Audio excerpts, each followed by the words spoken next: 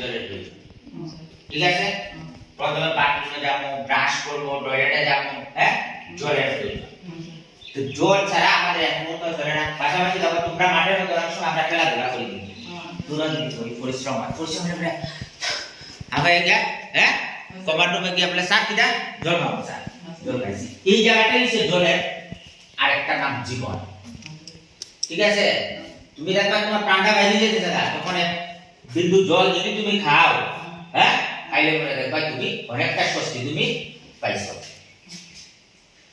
এখন তোমাদের মনে প্রশ্ন হতে পারে যে জল কিভাবে সৃষ্টি হয়েছে।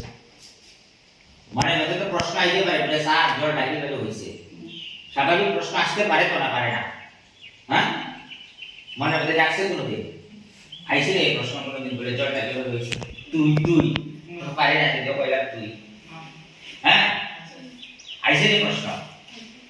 হ্যাঁ, জল প্রকৃতির মধ্যে আপনা আপনিভাবে সৃষ্টি হয়েছে। জল প্রকৃতির দান, জল সৃষ্টির পিছনে মানুষের কোনো হাত নাই। বিজ্ঞান অনেক কিছু দিচ্ছে আমরা, কিন্তু বিজ্ঞান কিন্তু জলটা কিন্তু সৃষ্টি করতে পারছে না। হ্যাঁ, বিজ্ঞানের মাধ্যমে জলটা ভূগর্ভে এই ভূগর্ভস্থ জল আছে, তো ভূগর্ভের নিচে জলটাকে বিজ্ঞানকে কাজে লাগিয়ে এই জলটাকে আমি উত্তোলন করতে পারবো। যেমন এখানে পাম্প বানানো হয়েছে, এই যে আমরা স্কুলে দিয়ে দিছে, এটা জলটা কিন্তু ভূগর্ভে মানে মাটির নিচে, কিন্তু জলটাকে উত্তোলন করতে পারছে বিজ্ঞানকে কাজে লাগিয়ে, বিভিন্ন মেশিন টেশিন ইত্যাদি লাগাইছে। ওই জায়গাটা বিজ্ঞান, কিন্তু জলটাকে তৈরি কিন্তু বিজ্ঞানে করতে পারছে না। বুঝছো? বৈজ্ঞানিকদের মতে দুটি হাইড্রোজেন এবং একটি অক্সিজেন পরমাণু রাসায়নিকভাবে যুক্ত হয়ে তৈরি হয় এক অণু জল। হ্যাঁ, এই জায়গাটা বিজ্ঞানের মধ্যে গেছে জলের সংকেতটা H2O। হ্যাঁ, এটা কইছি আর এটা তো কইছি আমি, জলের সংকেতটা H2O। দুই অণু হাইড্রোজেন আর এক অণু অক্সিজেন রে আমি যদি একসঙ্গে মিলিত করি, হ্যাঁ, তাহলে দেয়া জলের সৃষ্টি হয়।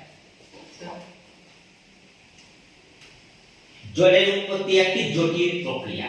জটিল মানে জটিল শব্দের অর্থ হচ্ছে কঠিন। ঠিক আছে, বা কষ্টকর। তোমরা অনেক সময় কও না বলে স্যার এটা কঠিন, হ্যাঁ, যারা পাঠন না শিখতে বা শিখতে কষ্ট হয়ে যাচ্ছে, কই না আমরা, হ্যাঁ, কঠিন।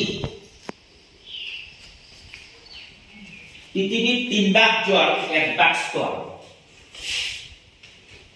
ঠিক আছে, এই বিশাল জলভাগকে আমরা নানা অবস্থানে খুঁজে পাই। এন্টার পৃথিবীটা, হ্যাঁ, পৃথিবীটা বুঝো তো, হ্যাঁ, ভূগোলক দেখছি না আমরা, ভূগোলক, হ্যাঁ, আমাদের কমান্ডে ভূগোলক আছে, ভূগোলকটাই একটা এন্টার পৃথিবী, ভূগোলকটা। ঠিক আছে, এই পৃথিবীটাকে বিভিন্ন ভাগে ভাগ করা হয়েছে। হ্যাঁ, পৃথিবীটা যদি 4টা ভাগ থেকে থাকে, ঠিক আছে, মনে হলো 4 ভাগে ভাগ করছে আমি পৃথিবীটারে, 4 ভাগের মধ্যে 3 ভাগ ওই জল। ঠিক আছে, জলের ভাগ বেশি, 1 ভাগ স্থল। তাহলে জল কোনটা, স্থল কোনটা? এই যে